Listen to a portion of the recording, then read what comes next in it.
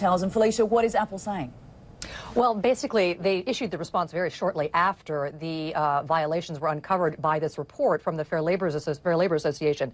And specifically, they say, we fully support the recommendations. We share the FLA's goal of improving lives and raising the bar for manufacturing companies everywhere. Now, the reason that this report was done was obviously there were various violations that were uncovered, including excessive overtime, blocked exit, a lack of protective equipment, and 43% of those workers that were surveyed, they said that they'd actually witnessed accidents. Now, not all of those led to injury, but certainly that's not a situation that you want to have happen at all. So Foxconn has said that it is going to address these problems, and it's planning to make some groundbreaking commitments. And these things are going to take place over the next 16 months. That's the amount of time that they've been given, although I have to admit they've already implemented some of the things. But let's talk about the commitments that they've made. They're going to reduce the working hours to legal limits. In other words, 8 hours a day and not 6 or 7 days in a row, because legally somebody has to have a 24-hour period of time off after that fifth day.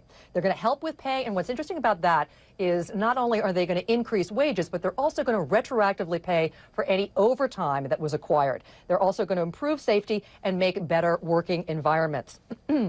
Some of the things that they've already taken care of, though, is they've gotten rid of the blocked exits, the faulty protective equipment, and they've also increased those permits. Those things were actually corrected during the investigation. And as you mentioned, we were able to speak to the CEO of the FLA, who believes that they are actually going to be raising the bar, not only at Foxconn, but for the industry overall. Take a listen.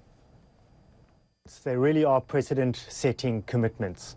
And I don't know of any other company which has done that publicly. But we have broken that down into action items, and each action item has a deliverable. There's a person responsible for that. There's a timeline and a deadline. And we will continue to follow the implementation of those action items through on-site visits, and we'll update the public in periodic reports so that the external stakeholders and consumers can be sure that this is all happening. But I really believe that with the commitments that Foxconn has made in response to our findings, that they're really going to become a driver. They will set the bar high, and their peers and their competitors will now have to align themselves with those new standards, because Foxconn will start to attract workers from other factories. And so other factories will have to match the improved standards that Foxconn is adopting.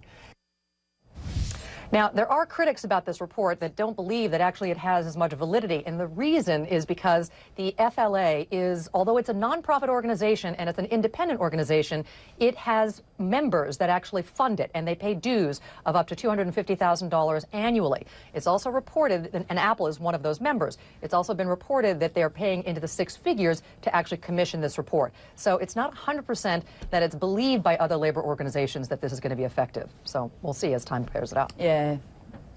You would think there may be a bit of a conflict of interest there, but anyway, we will see in the future. All right, Felicia Taylor in New York, thank you for that. Well, it's not just Apple. Foxconn also assembles consumer electronics for other companies, including Amazon, Dell, Hewlett-Packard, Motorola, Nintendo, Nokia, Samsung and Sony. The company also does business with IBM, Cisco Systems and Microsoft.